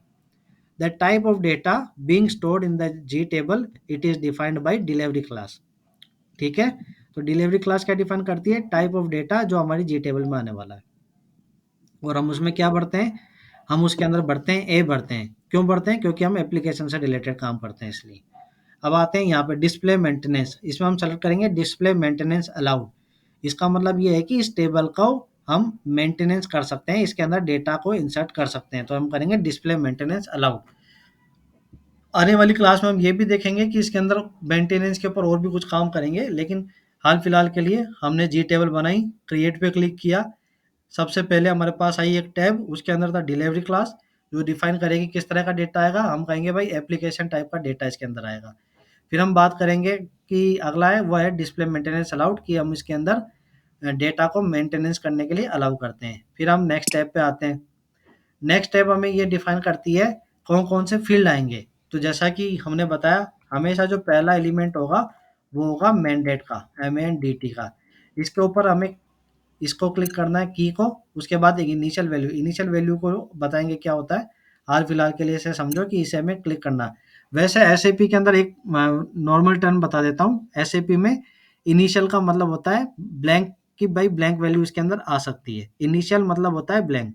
अभी प्रोग्रामिंग में भी आप देखोगे इनिशियल, तो इनिशियल का मतलब होगा ब्लैंक। लेकिन ज़्यादा इसका मतलब समझने के लिए कम, जैसे जैसे आगे बढ़ेंगे तब समझाऊंगा। हाल फिलहाल के लिए इनिशियल वैल्यू का मतलब है कि इसके अंदर ब्लैंक वैल्यू आ सकती है। तो की हो गया, की मतलब यूनिकली आइडेंटिफाई करने का काम आती है। फिर अब हम बात करते हैं इसका डेटा एलिमेंट। इसका डेटा एलिमेंट फिक्स रहेगा, वो होगा मैंडेट टाइप का ही। ये क्या डिफाइन करेगा, क्लाइंट डिफाइन करेगा। तो कहने का मतलब है कि जब भी टेबल बनाएंगे, एक जो चीज़ सबसे पहले आएगी और वो हमें करनी ही है, और वो आएगी MANDT, और उसके अंदर दोनों तरफ MANDT डालना है। और ये किसके लिए आती है, क्लाइंट के लिए आती है। अब यहाँ से अब हमारा जो भी अपने एप्लीकेशन से स्पेसिफिक कॉलम है, वो यहाँ से हम बनाना स्टार्ट करते हैं। एक चीज़ और है कि हमें हमेशा अपने दिमाग में, जैसे क्या होता है ना, कई बार बच्चे यूँ परेशान हो जाते हैं कि यार हमें तो ये पता ही नहीं है कि ये कैसे हुआ, आप हम इतनी चीज़ें कैसे याद रख पाएँगे, या ये सब है। तो एक चीज़ ये ध्यान रखनी कि हम कुछ नया नहीं बना रहे एसएपी में। एसएपी में सब कुछ पहले से ही बना बनाया है। हम तो बस ये सीख रहे हैं कि उस चीज़ को यूज़ में कैसे लेते हैं। हम क्या सीख रहे हैं कि उस चीज़ को यूज़ में कैसे लेते हैं। आज हम सीख रहे हैं कि भाई टेबल कैसे बनाते हैं। एसएपी ने पहले से प्रोसीजर डिफाइन कर रखा है कि आपको पहले ऐसे करना है, फिर उसके बाद ये करना है, उसके बाद वो करना है। करना ही है, उसके अलावा आपकी टेबल जनरेट नहीं होगी, टेबल एक्टिवेट नहीं होगी। हम बस ये सीख रहे हैं कि कैसे करेंगे। थोड़ा बहुत उसके अंदर हम याद रखेंगे, थोड़ा बहुत हमें कांसेप्ट समझना है, दोनों को मिक्सअप करके चलना है। ठीक है? अब हम बात करते हैं अपने इससे रिलेटेड, टेबल से रिलेटेड। चलो, तो हम टेबल से रिलेटेड बात करते हैं। तो सपोज करो कि मैं बना रहा हूँ स्टूडेंट की टेबल बना रहा हूँ मैं, या एम्प्लॉय की बात कर लो, किसी की भी बात कर लेते हैं। हम बात करते हैं स्टूडेंट की टेबल, तो हम स्टूडेंट बना रहे हैं। तो हमने बात करी कि भाई स्टूडेंट के अंदर ये कॉलम हो सकते हैं। सबसे पहला क्या कॉलम होगा, सबसे पहला कॉलम होगा आईडी के लिए। तो मैं कर देता हूँ ST_ID। यहाँ पर स्पेस काम नहीं करेगा, आपको स्पेस नहीं देना है, स्पेस देने के बजाय अंडरस्कोर काम में देना है। ठीक है? स्टूडेंट आईडी ये हमारे लिए की एलिमेंट होगा। अब यहाँ पे आते हैं डेटा एलिमेंट। डेटा एलिमेंट हमें क्या बताएगा, डेटा एलिमेंट हमें ये बताएगा कि इस फील्ड की हेडिंग किस तरह से आनी है, उसकी लेंथ कितनी होनी है, और उसके अंदर फिर हमें इसी के अंदर डोमेन भी डिफाइन करना पड़ेगा। और डोमेन क्या बताएगा, डोमेन ये बताएगा कि एक्चुअल में जो डेटा टाइप है यहाँ पे वो किस तरह का आएगा।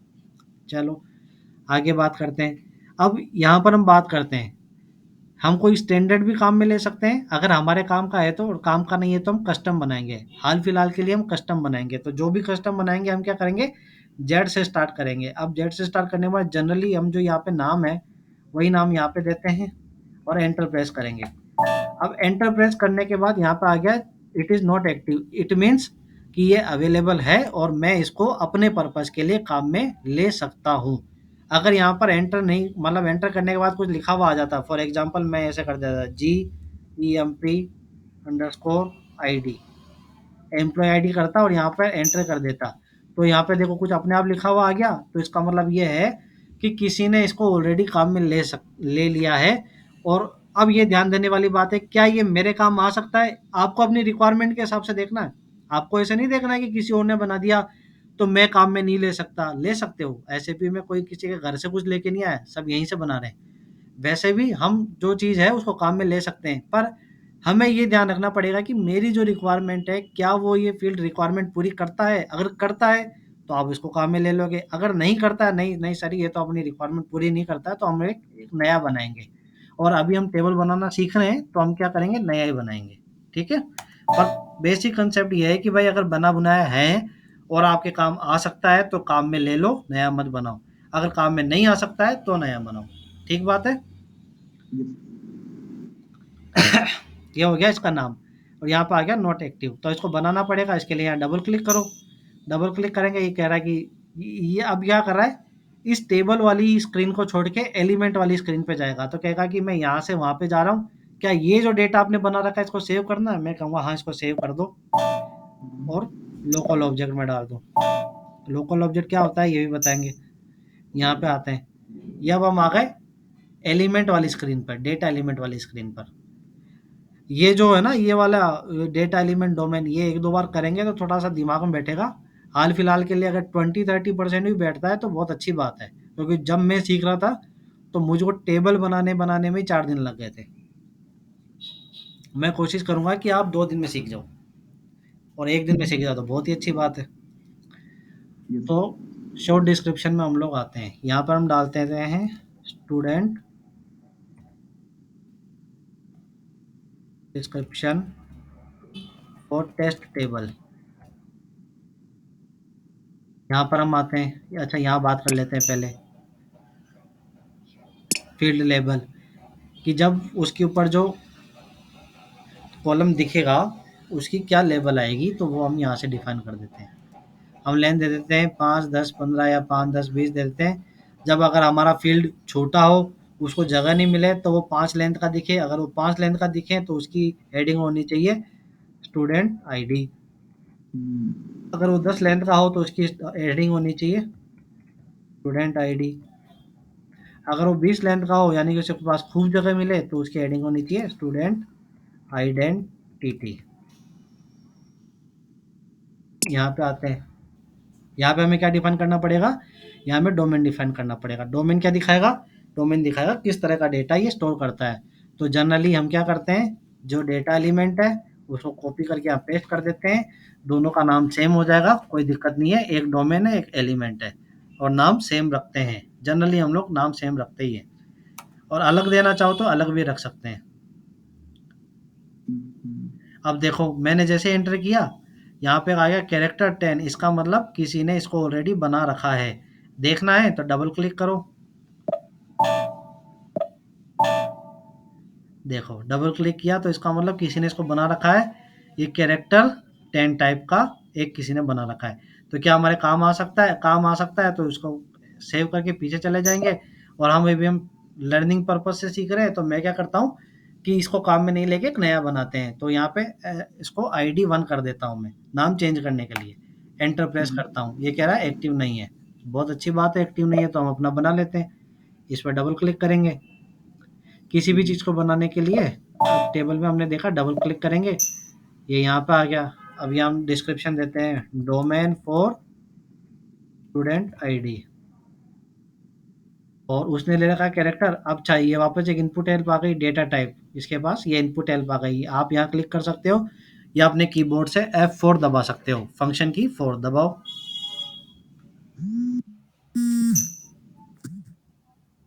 क्या बात हो गई, कोई कुछ कह रहा है क्या? चलो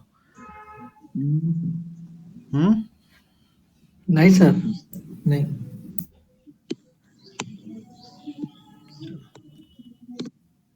तो यहाँ पे आते हैं हम। यहाँ पे हम लोग क्या करेंगे, यहाँ पर हम लोग देखेंगे भाई हमारे काम का कौन सा है। अब हम ये सोच के चलते हैं यार हमें तो आईडी स्टोर करनी है, यानी कि उसके अंदर 0 से 9 नंबर तक आ सकते हैं। तो मैं काम करता हूँ, मैं इंटीजर ही ले लेता हूँ। अब इंटीजर में भी 3 इंटीजर है, तो कौन सा लूँ?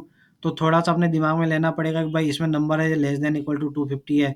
ये जो है वो 2 बाइट का होगा, यानी कि इसकी लेंथ लेंथ जो है वो कितने की होगी? 2 बाइट की होगी। ये 4 वाला है, मैं काम करता हूँ 4 वाले ले लेता हूँ, ताकि जितने भी स्टूडेंट हो अपने आप उसके अंदर आ जाए। इसमें नंबर ऑफ कैरेक्टर्स कितने हो गए? 4, सॉरी 10 कैरेक्टर हो गए, और ये हो गया 4 बाइट का, यानी कि इसकी रेंज ज़्यादा होगी, तो हम ये ले लेते हैं। ठीक है? और इसको कर देते हैं सेव। अब सेव करेंगे, पूछा कहाँ सेव करना है, हम कहते हैं भैया अभी तो लोकल ऑब्जेक्ट में सेव कर दो। ये लोकल ऑब्जेक्ट क्या होता है, पैकेज क्या होता है, इसके बारे में बात करेंगे धीरे धीरे। हाल फिलहाल के लिए इसको सेव कर देते हैं नॉर्मल। सेव करने के बाद हमें ये चेक करना है क्या ये ठीक है। इसके लिए या तो कीबोर्ड से Ctrl+F2 दबा दो, या फिर यहाँ पे क्लिक कर दो। यहाँ आ जाएगा नो इनकंसिस्टेंसीज फाउंड, इस जगह ये मैसेज आ गया, इसका मतलब कि ये ठीक है। तो हम पहले किया हमने सेव, फिर किया इसको चेक, अब हम करेंगे एक्टिव। तो एक्टिवेट करने के लिए आप आई क्यू ये जो लाइटर वाला सिंबल है इस पर क्लिक कर दोगे, या कीबोर्ड से Ctrl+F3 दबा दोगे, एक ही बात है, और एंटर कर दोगे।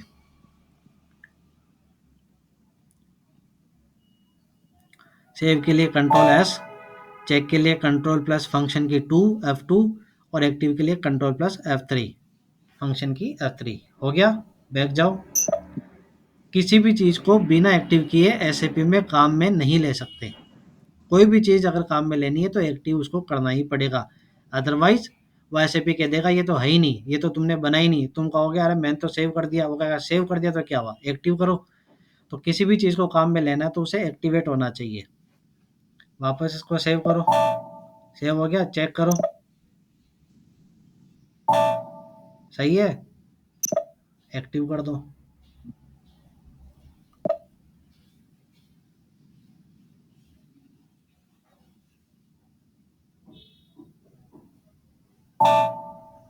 एक्टिव हो गया, बैक जाओ। अब यहाँ पे आ गए। इसे अभी एक्टिव नहीं करना है, इसे एक्टिव करने में तो बहुत टाइम है, इसे हम बाद में करेंगे। तो अभी हमने एक टेबल बनाई, उसके अंदर एक कॉलम था मैंडेट, वो तो आना ही है, तो हमने इसको कर दिया। दूसरा वाला है हमारे पास स्टूडेंट की आईडी। चलो अब हम बात करते हैं, पहला कॉलम हो गया। अब हम बात करते हैं दूसरे कॉलम की, भाई दूसरा कॉलम क्या है। तो हम दूसरा कॉलम नाम देते हैं स्टूडेंट का नाम, st_name। यहाँ पे आते हैं, अब वही तरीका काम में लेना है।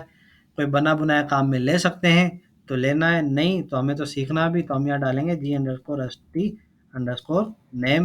एंटर प्रेस करो। नहीं है, बनाएंगे कैसे, बनाएंगे double click, yes, data element बनाओ। यहाँ शॉर्ट डिस्क्रिप्शन दो, data element for student name, नाम की हेडिंग दे दो फील्ड लेवल में जाके, वही देना, सब कुछ वही रिपीटेटिव काम है। अब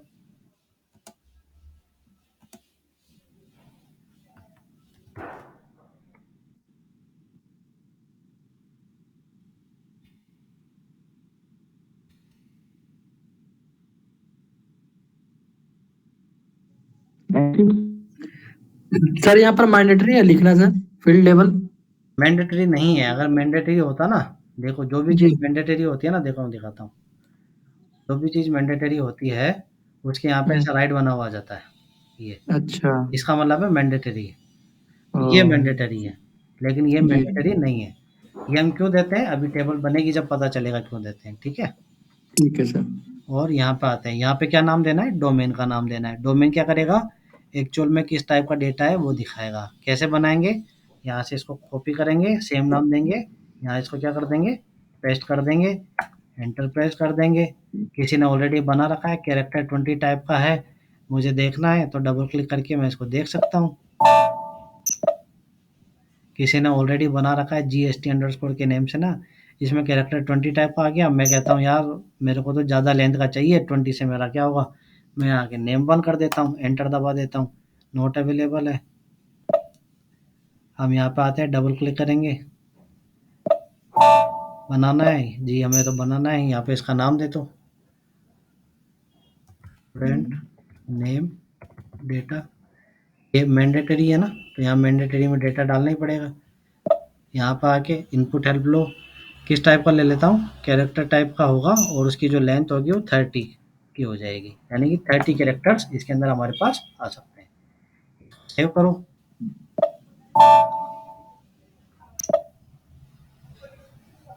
चेक करो, एक्टिव कर दो।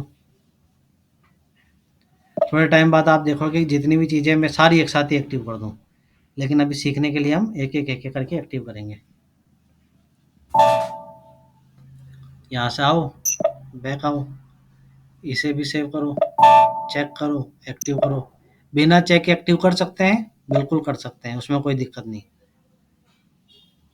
एक्टिव करने के बाद चेक करते हैं, एक्टिव करने के बाद कभी भी चेक नहीं करते हैं, उसका कोई फ़ायदा नहीं है। एक्टिव ही फाइनल स्टेट होती है। डायरेक्ट एक्टिव भी कर सकते हैं, बिल्कुल कर सकते हैं, कोई दिक्कत नहीं। लेकिन टेबल को सेव एक्टिवेट अभी नहीं करना है। क्यों नहीं करना सेव है? क्यों कर हाँ, हाँ। मतलब सेव क्यों करते हैं कि कोई गड़बड़ है या फिर ऐसा कुछ? हाँ, हाँ, ये एक तरह से चेकिंग करता है। चेकिंग तो करता है और यदि उसको यूज़ में लेके आता है। एक्टिव नहीं है, इट मीन्स वो चेक नहीं हुआ, उसको यूज़ भी नहीं कर सकते। अगर गड़बड़ हुआ तो एक्टिव भी नहीं होगा। गड़बड़ नहीं, हाँ, गड़बड़ हुआ तो एक्टिव भी नहीं होगा। देखो दिखाता हूँ अभी। यहाँ पे आओ, एक काम करो, इसका नाम अभी मैं हटा देता हूँ। ठीक है? मैंने इसका नाम हटा दिया। मैं इसको एक्टिव करने की कोशिश करूँगा।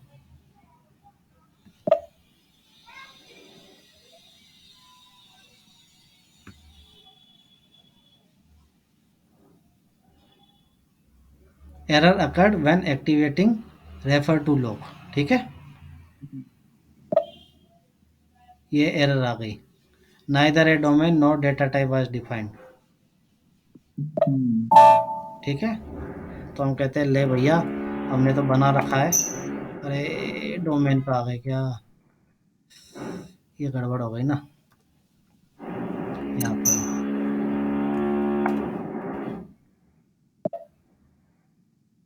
एक्टिव करो।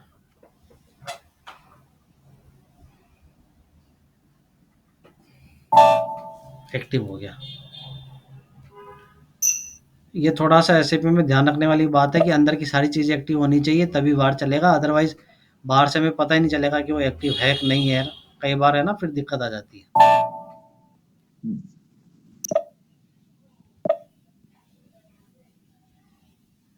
अभी इसे एक्टिव नहीं करना है। तो अभी हमने एक टेबल बना ली जिसके अंदर हमारे पास 2 कॉलम हो गए, आईडी और नेम।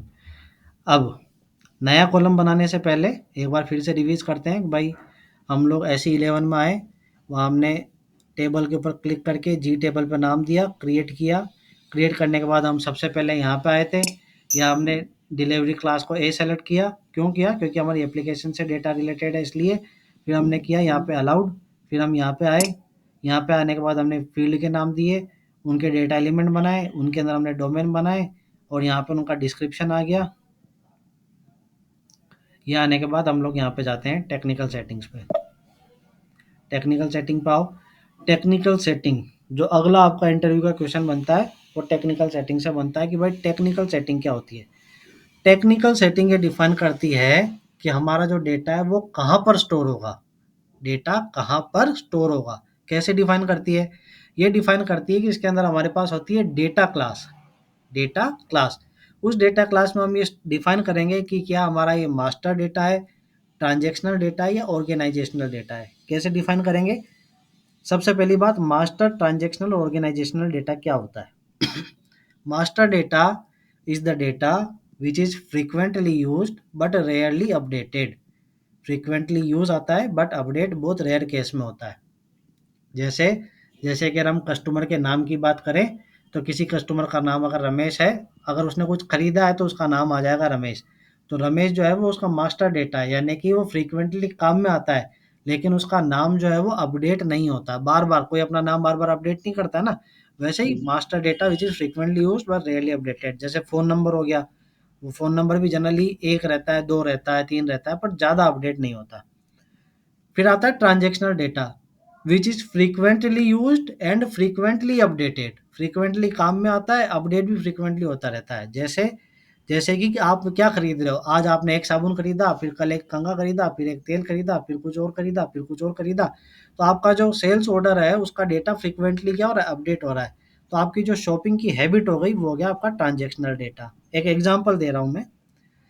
तीसरा हो गया ऑर्गेनाइजेशनल डेटा, जो आपकी ऑर्गेनाइजेशन से रिलेटेड होता है। तो सारा मास्टर डेटा एक तरफ, सारा ट्रांजेक्शन डेटा एक साथ, सारा ऑर्गेनाइजेशनल डेटा एक साथ। तो टेक्निकल सेटिंग हमारी डिफाइन करती है कि आपका डेटा कहाँ पर स्टोर होगा। डिलीवरी क्लास, एक इंटरव्यू का क्वेश्चन जो हमेशा पूछा जाता है, what is the define difference between data class and delivery class. तो आपको यही जवाब देना है जो अभी हमने बात की है। यहाँ क्लिक करो, यहाँ हम इसमें लेंगे मास्टर डेटा। अगर आप ट्रांजेक्शनल भी लेना चाहें तो ट्रांजेक्शन भी ले सकते हैं, कोई दिक्कत वाली बात नहीं। साइज कैटेगरी, वापस से यहाँ क्लिक करो। हम कहते हैं कि हाँ भैया हमारे 0 से लेकर 8000 तक के रिकॉर्ड इसमें आ सकते हैं। अब आप कहोगे कि क्या हो, कल से अगर 8000 से ज़्यादा रिकॉर्ड आए तो उसमें क्या होगा, एसएपी अगले 8000 रिकॉर्ड के लिए जो मेमोरी चाहिए होगी वो मेमोरी अलोकेट कर देगा। ये क्या करता है, ब्लॉक में मेमोरी अलोकेट करता है।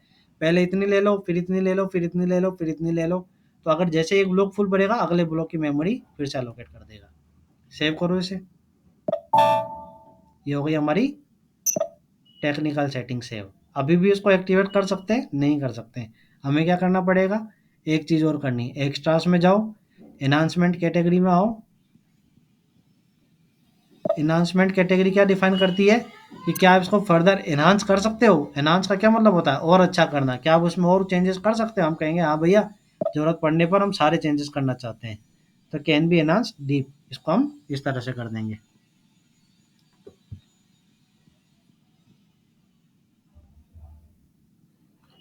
अब हमने क्या करा, अब हमने कई चीज़ें डिफाइन कर दी। अब हम इसको सेव करेंगे, चेक करेंगे, और अब हम इसको, जब आ गया नो इनकंसिस्टेंसी फाउंड, तो अब इसको हम एक्टिव कर देंगे। Activate, now our table has been activated.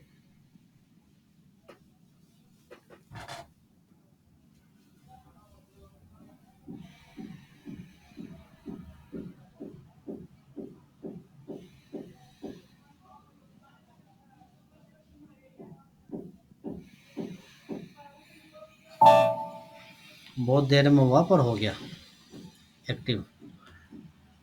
तो इस तरह से हमने एक टेबल बनाई। अब क्या करें, तो सबसे पहले यहाँ पे आओ, ये वाला बटन यहाँ क्लिक करो। इसका अल्टरनेट होता है कंट्रोल शिफ्ट F10, वो दबा दो, या यहाँ पे क्लिक कर दो, एक ही बात है। तो आप देखोगे जैसी उसमें VBA की टेबल आई थी वैसी हमारी भी टेबल आ गई, सिलेक्शन स्क्रीन आ गई हमारे पास, है ना। अब हम क्या करेंगे, इसको एग्जीक्यूट करते हैं। पर कोई इसमें डेटा होगा क्या, यहाँ क्लिक करो। इसमें डेटा तो है ही नहीं, तो हम क्या करते हैं, पहले इसमें डेटा डाल देते हैं। कैसे डालेंगे data, utilities, table contents, create entries. Student ID डालो, 1 2 3, नाम डालो, मिश्रा जी का नाम डालते हैं, सेव करते हैं। मिश्रा जी का डेटा सेव हो गया। अगला नाम डालो 1 2 3 4, कोई और नाम डालते हैं, सेव करो, डेटा सेव हो गया। फिर एक और कुछ और रिकॉर्ड डालो 1 2 3 4 5, फिर एक और कुछ सेव करो। अच्छा, यहाँ दोबारा आ सकता है क्या नाम, दोबारा नाम आ सकता है ना, क्योंकि ये की एलिमेंट नहीं है। Input must be in format, okay, हमें ये नहीं देना है। रिकॉर्ड सक्सेसफुली क्रिएटेड, ये बाय डिफॉल्ट ये कॉमा लगा देता है, ये हमें नहीं लेना है अभी कॉमा। बैक आओ,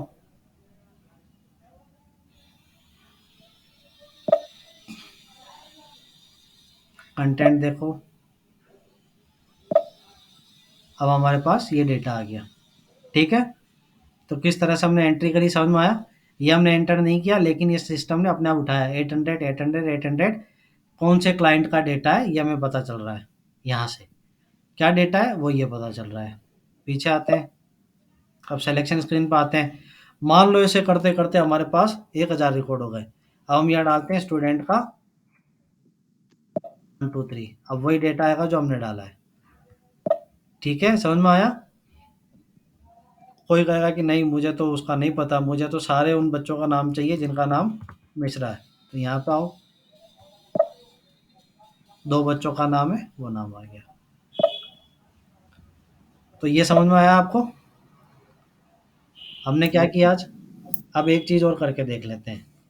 वो एक चीज़ है, वो आप बताओगे कि हम क्या करें।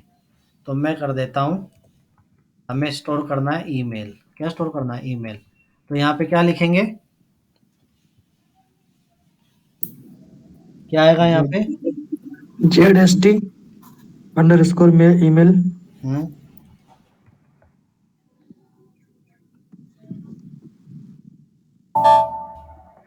Not active. तो इसका मतलब बनाना होगा।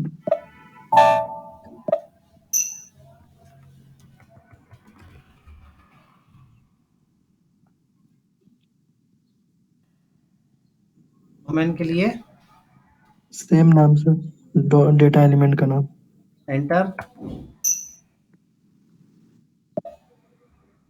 डबल क्लिक करो, लोकल ऑब्जेक्ट पे सेव करो।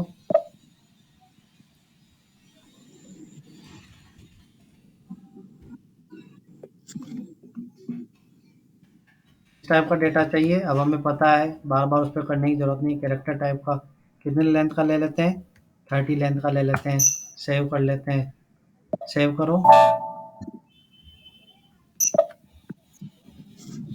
एक्टिव कर दो।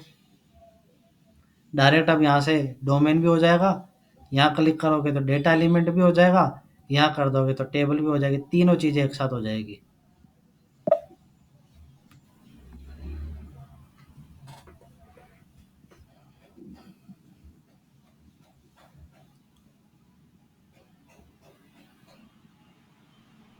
ये समझा नहीं, ये तीनों क्यों? क्या हुआ? तीनों क्यों? ये तीनों क्यों सर सेलेक्ट किए? पहले ये तीनों हम लोग बनाए थे ना। पहले डोमेन को करते हैं, फिर एलिमेंट को करते हैं, फिर टेबल को करते हैं। अभी हमने क्या किया? तीनों को सेलेक्ट करके तीनों को एक साथ एक्टिव कर दिया। मतलब अगर एक्टिव नहीं करते सर इंडिविजुअली, तो हम लोग तीनों को बनाकर एक साथ कर सकते थे एक्टिव। हाँ, ये अब मैं एक तरीका बताया कि एक साथ कर सकते हैं। जी। या तो देखो क्या होता, मान लो मैं वापस बताता हूँ, ये बनाते हैं, यहाँ पे हमने एक्टिव किया इसको, ऐसे ये एक्टिव हो रहा है।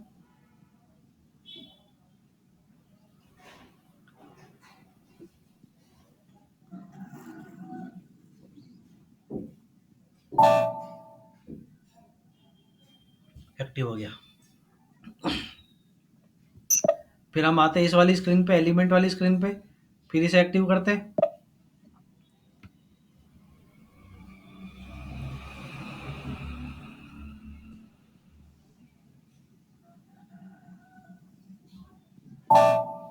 फिर इसके बैक करके फिर आते हैं हम टेबल वाली स्क्रीन पे, फिर इसे एक्टिव करेंगे। तो इसके बजाय एक तरीका हो रहा है कि हमने तीनों को क्या किया? एक साथ एक्टिव कर दिया। ये समझ में आया? यस। जी। डेटा डालना है, यहाँ पे आओ। डालना है क्या मतलब? डेटा देखना है, यहाँ पे आओ।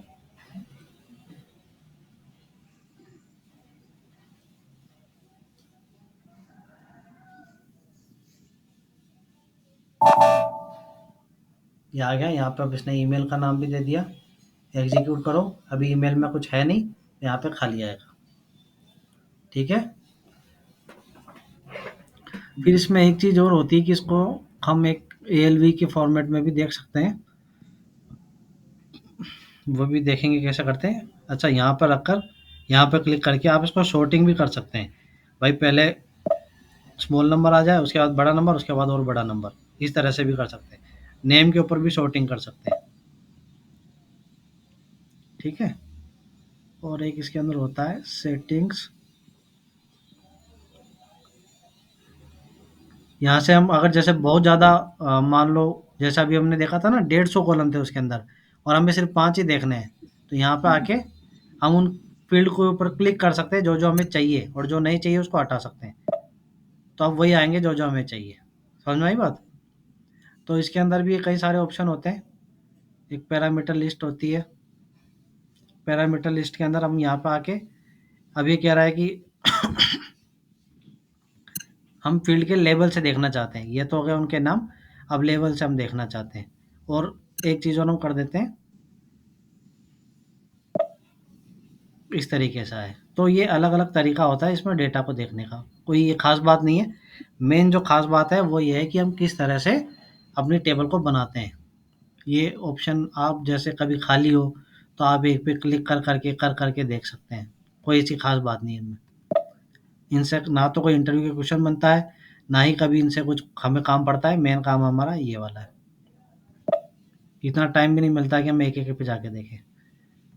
तो आज हमने क्या किया, इस तरह से एक टेबल बनाना सीखा एसएपी के अंदर। ठीक है? जी कोई डाउट आज की क्लास में? सर, AC11 में AC को क्या बोलते हैं सर? सिलेक्शन एसई को क्या बोलते हैं? हाँ, AC का कोई फुल फॉर्म है क्या सर? इतना तो यार मुझे पता नहीं एसई का कोई फुल फॉर्म होगा तो, ओके ठीक। है ना? एसई तो मेरे हिसाब से पता नहीं, बट इसका हाँ टी कोड SE11 है। ठीक है, चाहे आप कैपिटल में लिखो स्मॉल में लिखो कोई फर्क नहीं पड़ता। अच्छा सर, ठीक। ठीक है, चलो और कुछ नहीं सर, बाकी और ठीक है सर। सिलेक्शन स्क्रीन है? सिलेक्शन स्क्रीन आप एक दो बार बोले, वो मतलब एग्जैक्टली है क्या? सिलेक्शन स्क्रीन क्या सिलेक्शन कहते हैं जिस पे हम काम करें उसको सिलेक्शन? नहीं नहीं, देखो सिलेक्शन स्क्रीन का क्या मतलब था कि जैसा भाई हमारे टेबल के अंदर बहुत सारा डेटा है, अब मैं कुछ पर्टिकुलर डेटा सेलेक्ट करना चाहता हूँ। तो जब मैंने उस पर कंटेंट पे क्लिक किया था उसके बाद जो स्क्रीन आई थी वहाँ मैंने खाली छोड़ के फिर एग्जीक्यूट कर दिया, खाली छोड़ के एग्जीक्यूट किया तो सारा डेटा आ गया। अब मैं वहाँ पे कुछ डाल के, जैसे मैंने वो मिश्रा डाल के एग्जीक्यूट किया था, सिर्फ मिश्रा से रिलेटेड डेटा आएगा ना। Yes, तो sir. वहाँ पर हम क्या करते हैं, डेटा को हम अपने हिसाब से जैसा चाहे वैसे सेलेक्ट कर सकते हैं। तो मतलब एक तरह से वो है कि सिलेक्शन स्क्रीन की आप किस तरह का डेटा चाहते हो उसको सेलेक्ट कर लो, वो है सिलेक्शन स्क्रीन। और ये सर लोकल ऑब्जेक्ट? नहीं नहीं, लोकल ऑब्जेक्ट अभी नहीं, अभी कंफ्यूज हो जाएंगे। हाल फिलहाल के लिए समझो कि सेव हमने किया है और लोकल ऑब्जेक्ट में सेव किया है। ठीक है, इसे बाद में देखेंगे। अभी एकदम से बता दूंगा तो दिमाग घूम जाएगा, कुछ समझ में आएगा नहीं। धीरे धीरे सीखेंगे उसे। हाँ सर। अच्छा सर, मेरा एक क्वेश्चन था कि हाँ अगर कुछ स्टैंडर्ड टेबल है और उसमें हमें कुछ फील्ड ऐड करने हैं तो कर सकते हैं यहाँ से? हाँ, स्टैंडर्ड टेबल में देखो फील्ड ऐड नहीं करते हैं, ये भी हम जैसे आने वाली क्लास में देखेंगे। और जैसे आपने क्वेश्चन पूछा है तो इसका मैं बताता हूँ कि स्टैंडर्ड टेबल में हम फील्ड वैसे ऐड नहीं कर सकते हैं, हम उसके अंदर अपने फील्ड को इंक्लूड करवा सकते हैं या अपेंड करवा सकते हैं। दो चीज़ें कर सकते हैं, फील्ड तो अपना आ जाएगा उसके अंदर। जैसे कहने का मतलब ये है कि एक तो हम यहाँ पे गए और हमने सीधा यहाँ पे अपना नाम लिख दिया, इस तरह से करके कर दिया।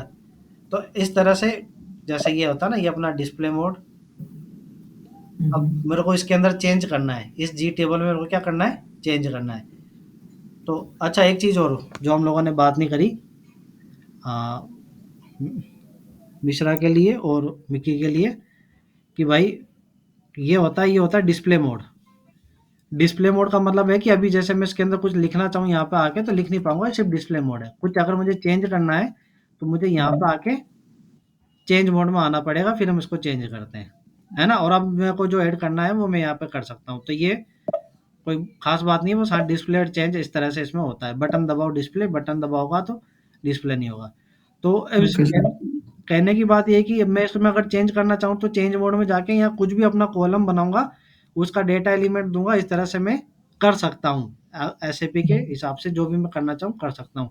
लेकिन स्टैंडर्ड टेबल में अगर मैं लिखूँ यहाँ पे, जैसे स्टैंडर्ड टेबल हमने देखी थी VBAK वाली, और मैं यहाँ पे आऊँ, यहाँ पे आने के बाद मैं अगर यहाँ पे क्लिक करूँ तो ये मुझे अलाउ नहीं करेगा, ये कुछ मुझसे की भी मांगेगा, इस तरह से हम नहीं कर सकते हैं।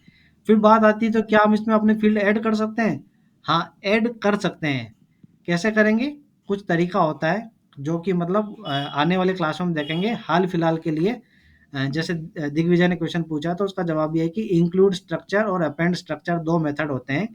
एक या तो इंक्लूड कर लो या अपेंड कर लो, उसके बाद हम कर सकते हैं। और इसके बारे में हम पहली क्लास में बात यूँ नहीं करते क्योंकि ये ज़्यादा समझ में नहीं आएगा अभी, उन दोनों के दिमाग से ऊपर निकल जाएगा। इंक्लूड क्या होता है, अपेंड क्या होता है, तो ये मतलब वो है कि फर्स्ट स्टेप नहीं है, फर्स्ट स्टेप लर्निंग की है कि अभी हम सिंपल जी टेबल बनाना सीख रहे हैं, ठीक है।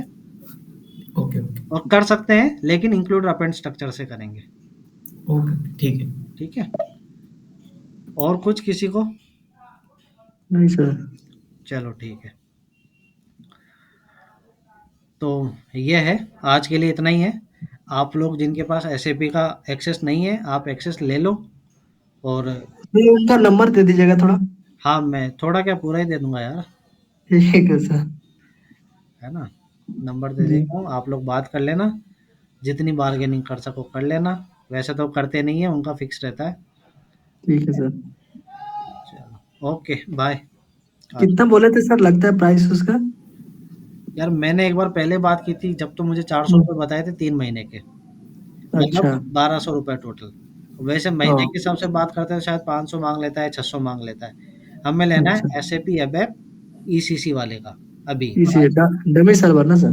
हाँ, ईसीसी का लेना है, ध्यान रखना, दो होते हैं, हाना होता है और ईसीसी होता है। अभी हम सीख रहे हैं ईसीसी। अच्छा सर, हाना एडवांस है ना सर पूरा? हाना एडवांस है, और एडवांस के लिए पहले बेसिक आना चाहिए। जी तो सर। बेसिक सीख रहे हैं, उसके बाद टाइम मिलेगा तो एडवांस भी सीखेंगे, ठीक है। ठीक है, इसी से ना सर? हम्म, ठीक है। कितने दिनों का लेना है सर हमें? हाँ, कितने दिनों का ले लेंगे हम लोग पूछते समय? मेरे हिसाब से यार 2 महीने का तो ले ही लो, ठीक है। ठीक है। हम्म, ठीक है सर। ठीक है सर। बाकी मैं तो कहूँगा कि उसको लेके रखो, उसके ऊपर प्रैक्टिस भी तो करनी है, जॉब लगेगी जब तक, जी सर। हम्म, है ना। तो जी। 3 महीने का तो ले लो, नहीं तो 3 का नहीं लो तो फिर 2 का तो ले ही लो। ठीक है सर। चलो ठीक है, और कुछ? नहीं सर। नहीं, अपना कोई व्हाट्सएप ग्रुप है जिसमें ये दोनों अभी हैं? नहीं नहीं, ऐसा कोई ग्रुप नहीं है, ये दोनों तो इंटरनेट से ढूंढते ढूंढते आए, मेरे को पता नहीं, इनकी बड़ी जी लंबी सर। कहानी है। ठीक है, लेकिन अपना पे एक फिर अलग ग्रुप बनाते हैं, मुझे लगता है सही रहेगा। जी, हाँ बना वो लो। भी सही। हाँ बना लो, और आपस में अगर हो सके कुछ डाउट वाउट शेयर करने हो, कुछ कोऑर्डिनेट करना हो तो वो भी कर लेना, है ना। कुछ सर आपके पीरियड? पास तो नंबर है ही, आप क्रिएट कर दीजिए ग्रुप। दिग्विजय का तो नंबर नहीं है हम लोगों के पास। हाँ चलो कर देता हूँ मैं। ठीक है। ठीक है, चलो कुछ okay bye. Sir, next class के लिए कुछ कंटेंट? कंटेंट तो भैया पहले तो ये पढ़ो जो आज हमने बात करी सारी की सारी। ठीक है। हमने आज कई हाँ। सारी बात करी है, हमने एक बात करी है एसएपी के लैंडस्केप के बारे में बात की है। फिर हमने सबसे पहले अगर हम आए SE11 में, तो हमने वहाँ पे देखा था बहुत सारे ऑप्शन थे, उसमें से हम टेबल में गए थे। टेबल में आने के बाद हमने डिलीवरी क्लास पढ़ा, उसके बाद हमने डेटा क्लास पढ़ा, उसके बाद हम टेक्निकल सेटिंग पे गए, फिर हमने डेटा एलिमेंट पढ़ा, फिर हमने डोमेन पढ़ा। ये सारे के हम्म, सारे इंटरव्यू क्वेश्चन बनते हैं। जब इंटरव्यू अच्छा। का क्वेश्चन आता है तो हम्म, शुरुआत वो डेटा डिक्शनरी से ही करता है, और डेटा डिक्शनरी के अंदर 10 क्वेश्चन पूछता है, उसमें से 7-8 क्वेश्चन यही बनते हैं। 2-3 और बनेंगे, हम्म, वो हम कल पढ़ेंगे, ठीक एक है। सर, एक और चीज एक तो बताया था ना, डेटा क्लास और डिलीवरी क्लास में जो डिफरेंसेस थी, उसको थोड़ा सा एक बार रिवाइंड कर दीजिए। अच्छा, मैं देख लूंगा इसमें। आप देख लेना, मैं रिकॉर्डिंग और बता देता हूँ। Delivery class defines type of data store, and data class defines physical area where data will be stored, like all master data together, transactional data together and organizational data together. उसमें क्या क्या option थे? हाँ, अगर interview की बहुत अच्छी तैयारी करनी है तो ऑप्शन भी पता होने चाहिए। डिलीवरी क्लास में ऑप्शन क्या क्या आते हैं? ACLGSW आते हैं। क्या क्या नाम होता है? ए का एप्लीकेशन, सी का कस्टमाइजिंग, एल का लोकल, GSW एसएपी के लिए इंटरनल रिजर्व रहते हैं। उसमें क्या थे डेटा क्लास में? उसमें था APPL 0, APPL 1, APPL 2 for master, transactional, organizational data respectively, ठीक है। Yes sir. हाँ, तो इस तरह से अगर आपको करना है तो इस तरह से एकदम अच्छी तैयारी करो, कि मैं चाहता हूँ कि अच्छी कंपनी में लगो आप, कम से कम नहीं तो 3 महीने के बाद तो लग ही जाओ। 2 महीने पढ़ लो, 1 महीना प्रैक्टिस कर लो, और जी। लग जाओ, ठीक है। यस बाकी सर। दिग्विजय भी कई काम करते हो ना तुम, दिग्विजय? हाँ हाँ, यस। कहाँ पे? मेरी एक्चुअली मेरी इनोवेट करके एक स्टार्टअप कंपनी है। कहाँ पे? अ, यहाँ पे गुड़गांव। इनोवेट? हाँ, अच्छा, वहाँ पे as S A payment consultant. SAP MM consultant. तो MM तो सही है, फिर इधर एप में कैसे? नहीं, वो थोड़ा मेरा जो प्रोजेक्ट है ना वो थोड़ा सा एब ऐप के ऊपर डिपेंड है। तो फिर वो एब ऐप अगर आएगा तो as a techno functional convert कर सकूंगा बाद में फिर। हाँ, फिर पैसे भी ज़्यादा ले सकते हो ना। और एमएम का साथ रहता है, फंक्शनल वालों का थोड़ा वो पैकेज का भी इशू रहता है ना, और डिमांड भी बहुत है, सारे लोग पढ़ रहे हैं। एक्चुअल में ये है ना कि फंक्शनल कोई भी पढ़ लेता है, पर टेक्निकल हर कोई नहीं पढ़ सकता। हाँ वही तो। और वो फंक्शनल वालों का कैसा है कि यूट्यूब वगैरह पे इजीली सब कुछ मिल जाता है, तो बहुत सारे लोग पढ़ रहे हैं। अच्छा, पर अपॉर्चुनिटी तो होगी ना इसके अंदर, या नहीं है? हाँ नहीं नहीं, अभी तो बहुत कम होगी, एमएम फंक्शनल में बहुत कम है अपॉर्चुनिटी अभी। तो एसडी में भी ऐसा ही है या? सब सब जगह पे। अच्छा, मुझे खुद 3 मॉड्यूल्स आते हैं, FIMM SD, तीनों आते हैं? तीनों आते हैं, और पीपी और पीएम का भी बेसिक बेसिक नॉलेज आता है। अच्छा, बहुत है यार तुम्हें तो नॉलेज। इतना नहीं बट ठीक है, थोड़ा बहुत है, पर उस मैं वो ये तो बोल रहा हूँ कि बहुत सारे लोग कर रहे हैं अभी। अच्छा, इतना मतलब उसमें वो हो गया है। हाँ। नहीं, एबएप में तो ऐसा यूं नहीं है यार, एबएप में तो काफ़ी मतलब स्कोप है। वही तो। जैसे अगर हम आज भी, जैसे अगर आप कहीं रिज्यूम डालते हो और इमीडिएट ज्वाइन करके कर देते हो, तो एक दिन में कम से कम 10 फ़ोन आ जाते हैं इधर-उधर से। हाँ, एबएप को तो वही ना कि कोडिंग खाली, मतलब कोडिंग वगैरह है तो बहुत सारे लोग स्किप करते हैं। हाँ, सही कह रहे हो। चलो ठीक है अविनाश, मिंटू। जी sir. Thank you sir. Okay. Sir 10 minute आपका टाइम लेंगे सर कॉल पे। बोलो। वो कह रहे थे ना सर, मेरा इलेक्ट्रिकल इंजीनियरिंग से था सर, 2017 में मैं पास किया हूँ। 2017 में? जी सर। 2017 में तुम बीटेक पास कर लिए थे? इलेक्ट्रिकल में जी सर, उसके बाद फिर मैं कंपनी में जॉब किया था इसमें, हाँ, आपका स्टील प्लांट में। हाँ। फिर वो काम मुझे जमा नहीं सर, वहाँ इतना ही डस्ट था और काम का वर्कलोड अजीब तरह का था, तो फिर मैं गवर्नमेंट जॉब का में स्विच कर गया था, फिर उसको उसकी तैयारी कर रहा था सर। हाँ, फिर क्या हुआ? फिर तैयारी करते करते लॉकडाउन में फंस गए। उसके हाँ। बाद फिर एग्जाम दिए, एग्जाम में थोड़ा थोड़ा क्लियर रह गया। फिर तब एक दोस्त ही मेरा सर इसमें कर रहा है सैप में, हम्म। एबअप में, तो वही आइडिया दिया कि चलो करते हैं। तो फिर सर हम और अविनाश दोनों फिर सर्च किए बहुत सारा चीज़, तो देखते देखते फिर स्टार्ट किए। तो अभी फिलहाल कुछ दिनों से स्टार्ट किए ये सब चीज़ देखना था, तो कहना था कि सर इस ये जो एयर गैप है इसमें, हम्म। तो दिक्कत होगा क्या कहीं पर ज्वाइन वाइन करने में सर, जॉब के आप लिए। देखो, अभी है ना, जैसे 2017 से अगर हम बात करें तो तुम्हें 6 साल हो गए ना। जी। तो बीच में कहाँ कितने टाइम तक काम किया था? बीच में सर हम लोग फिर इसमें कर रहे थे, आपका ये जो एग्जाम होता है ना सर, कंप्यूटर नेटवर्किंग का बोलते हैं, जैसे उसमें सीसीएनए? आपका, नहीं सीसीएनए नहीं सर, सीसीएनए वाला नहीं, जो एग्जाम होता है जो सर्वर रूम होता है ना सर, हाँ, सर्वर रूम में क्वेश्चन पेपर अवेलेबल करवाना और सेंटोस में ऑपरेटिंग सिस्टम ऑपरेट